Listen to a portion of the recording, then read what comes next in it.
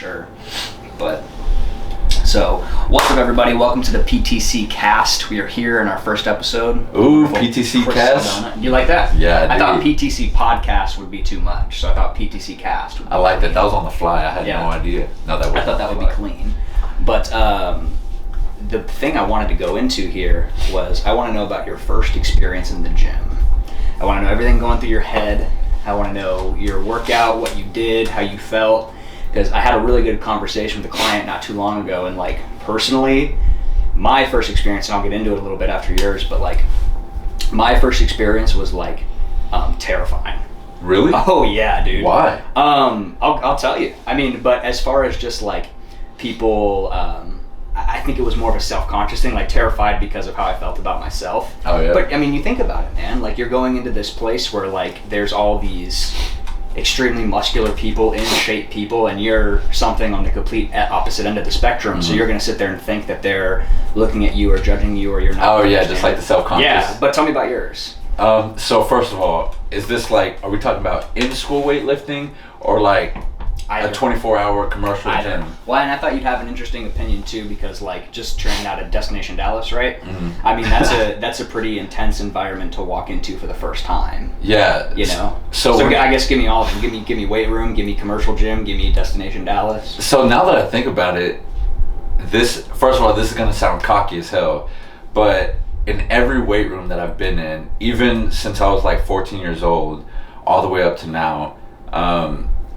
I've never been intimidated by other weightlifters. And I don't even know if intimidation is the right word, but like self-conscious. Yeah. Because I always thought that I was the baddest motherfucker in there. Yeah. And I always thought, again, even when I was 14 in middle school, I always thought that I was stronger and faster than all the other kids. Yeah. Even if I actually wasn't, I still had this belief in my head. You kind of had this ego shield.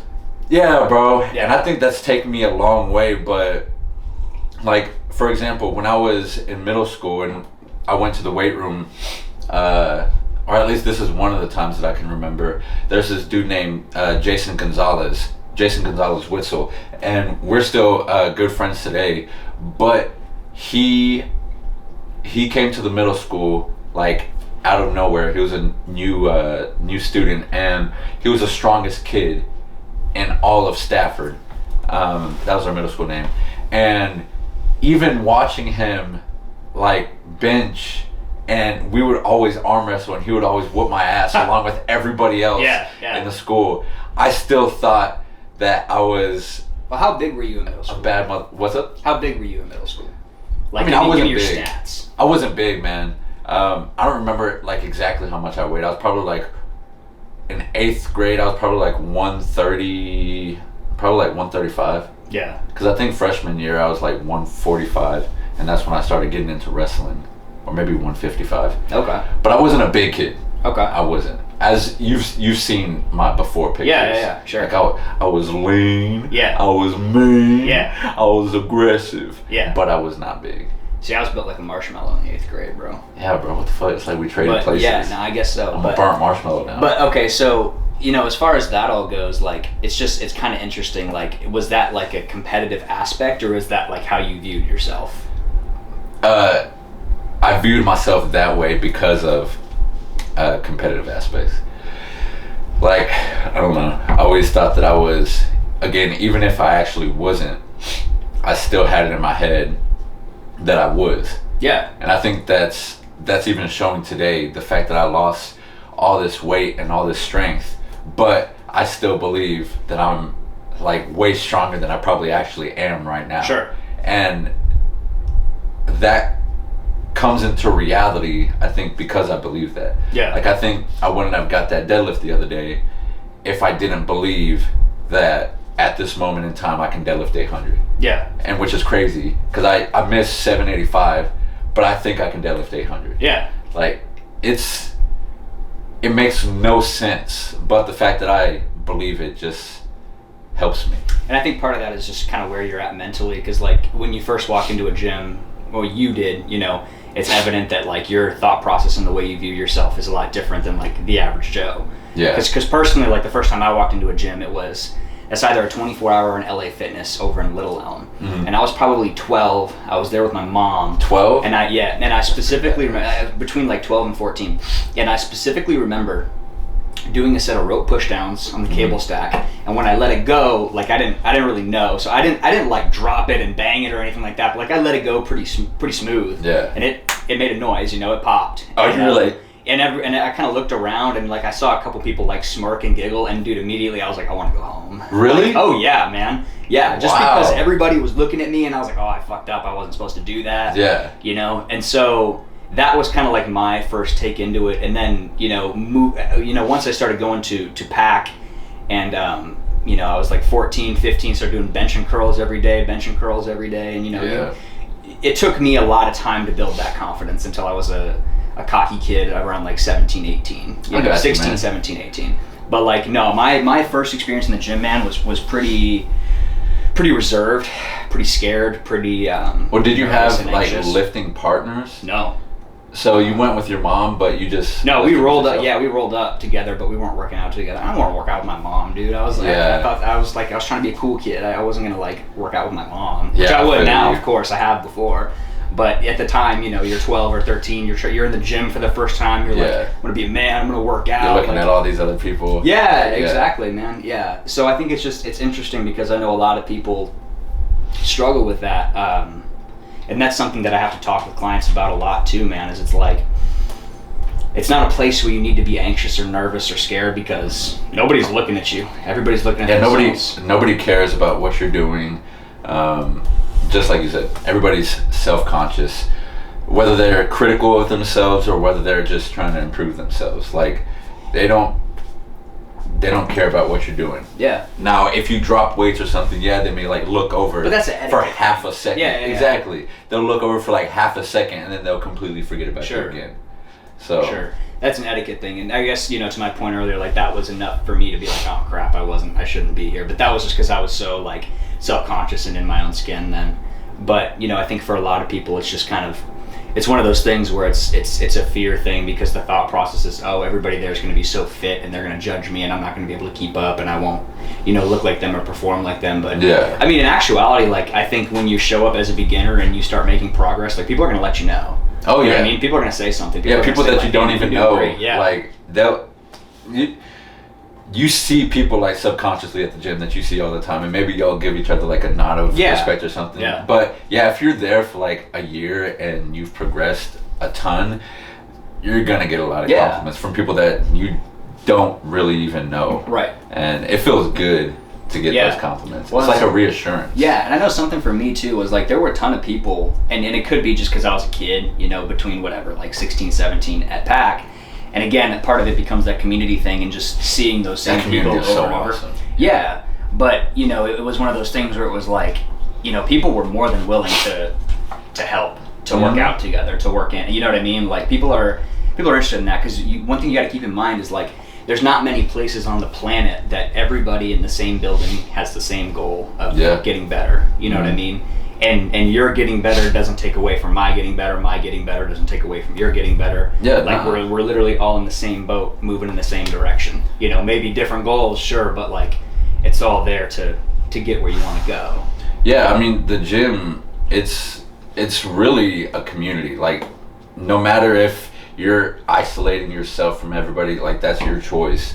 But at the end of the day, you're gonna see if you're working out like on a set regimen, Monday, Wednesday, Friday, whatever, you're gonna see those same people week by week, month by month, maybe year by year. Yeah. And go out and talk to them. Yeah. Like, well, it's cool, man. Like it's get some workout partners. Yeah. Spotters, people that are like-minded that want to improve just like you. Yeah. Maybe people at the same age. Yeah. People with the same sport goals, whatever. Yeah.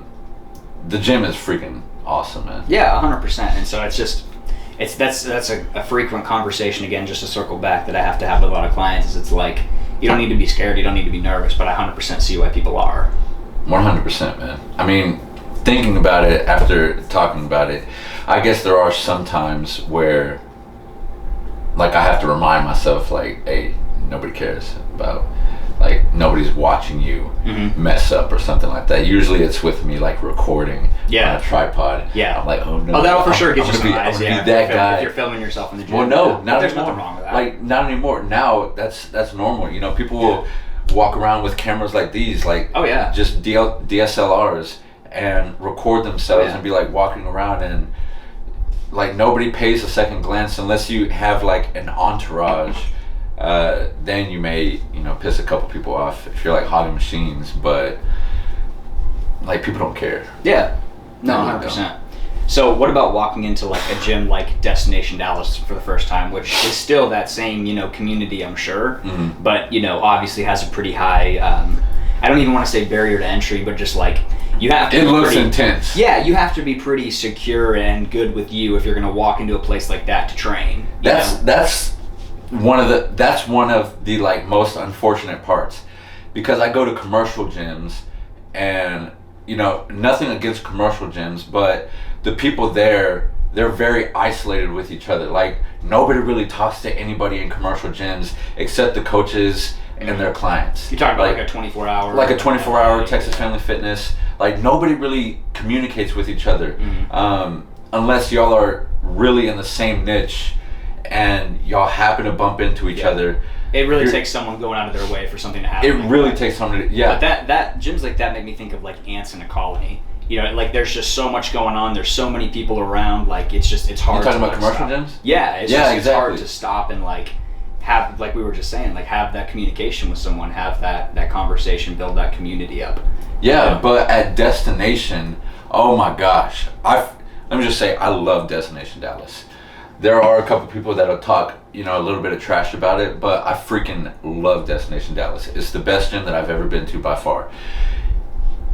It may look intimidating because, there are people in there that are like really freaking swole, just huge, and they look like meatheads. But at the end of the day, like seriously, 9.5 out of 10 people there are just sweethearts. Like they'll sit down and talk to you for hours on end about their story. They'll talk to you about your story. They'll go out of their way to help you when it comes to working out. All it is you gotta just be friendly. I mean, something that's interesting to me too is like, you know, everybody, no matter how genetically gifted or how long they've been working at it, like at some point everybody has been at their own baseline, their own ground zero, you know, their own. Yeah, so nobody relate to everybody. Yeah, nobody woke up deadlifting 800 pounds. Nobody woke up shredded with a six-pack. You know? Exactly, unless you're Larry Wills. Yeah, but like it doesn't just like naturally happen like overnight, you know. So everybody's been through some sort of grind, some sort of process, some sort of baseline that they started at, and that's important to keep in mind, because it's easy to alienate yourself from people who are maybe a little bit more advanced in that regards. But it's like, you know, most of them remember where they came from, because this isn't a fast process either. Even people who make, you know, impeccable progress where they're adding, you know, 100 pounds on their bench in a year or something like that, like it's because of the years before you know, building to that to where they're actually able to push themselves. It's a long-term game, man. Like this is a life thing. You know, it's not like you just show up and do it for a little bit and leave. So, and I will say, when it comes to meeting people at the gym, if my group of powerlifters didn't go out of their way, or if I didn't go out of my way to talk to them, I would not be where I am today when it comes to powerlifting. Who knows, you know, where my fitness journey would have gone. But without like Jeremy, Charles, Steve, I guess I don't even know why I'm saying that. Y'all probably don't know, who they are. But they're close powerlifting friends, and without them, I would not have achieved the things that I would have achieved in powerlifting. So go out, find your niche in whatever gym that you're in, and you can just tell by looking at people. Find your niche. Start off by asking them for a spot. Or start off by asking them, hey, I'm trying to build my tricep, whatever. How'd you get yours like that? Exactly, like, wow, you got huge triceps. How did you do that? I'm trying to work on mine. People love to give advice. Oh, yeah.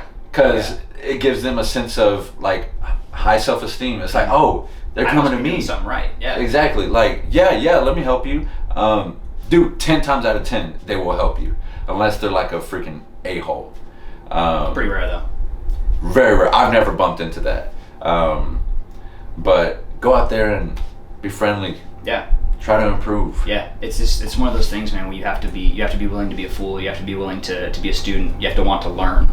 Otherwise you end up in this perpetual cycle of like not even wanting to show up and not even knowing what to do when you do show up. Oh yeah, man. Yeah, first day. Yeah, I remember walking to the gym the first time and I was like, not only what do I do, but how do I do it? Where do I do it? How much do I do it? How many? You know what I mean? There's so many questions to all of this. And that's a lot to think about. Like, if you do get drowned in those questions, if you do have questions like that, I'd say just ask them, Google them, YouTube them. Google.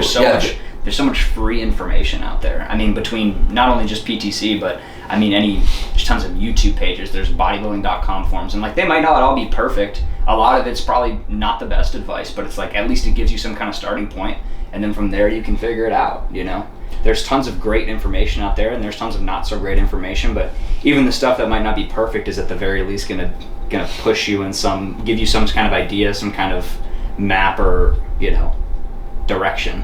Mm-hmm. So when right now we're talking about in this instance we're talking about this problem that your clients have when they first go into the gym. Yeah. I think it's an average Joe thing, man. I mean, yeah, that's what I was about to say. Yeah. That goes across the board. So when people are first trying to get into the gym environment, what do you recommend for them to do when it comes to achieving their goals? Because all their goals are going to be different. Right. But is there like a fundamental thing that they can do in order to find that path to get on the correct path to their goal? So I think a lot of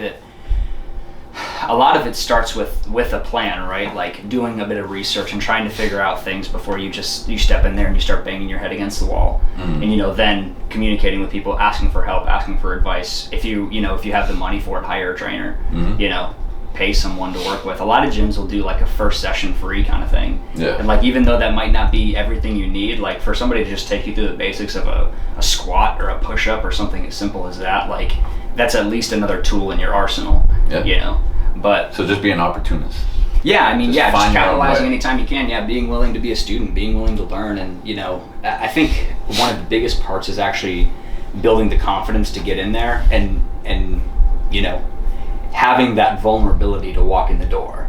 Yeah, is I think a big part. I think that's the first step before even trying to figure out what it is you're going to do or how you're going to do it. I think it's literally getting in the door. Mm-hmm. Because I know for a lot of people it's maybe scared isn't the right word, but it's anxiety. It's people are going to look at me, people are going to judge me, I'm not going to be able to keep up, or which isn't even relevant. Just that, you know what I mean? Stupid self-critical voice. Yeah, that's exactly. You're trying exactly to keep you from improving. Yeah, you're exactly right. Yeah, and we all have that to some degree or some extent, But one thing that I can say that has always helped me when it comes to my fitness goals is find a aspirational mentor, somebody that has already achieved what you want to achieve.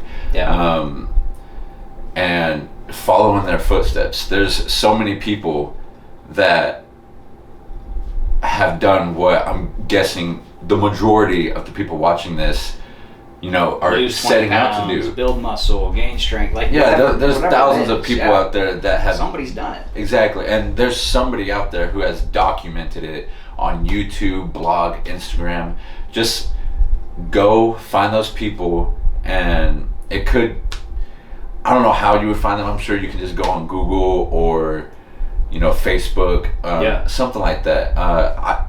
Immerse yourself. Ask for help.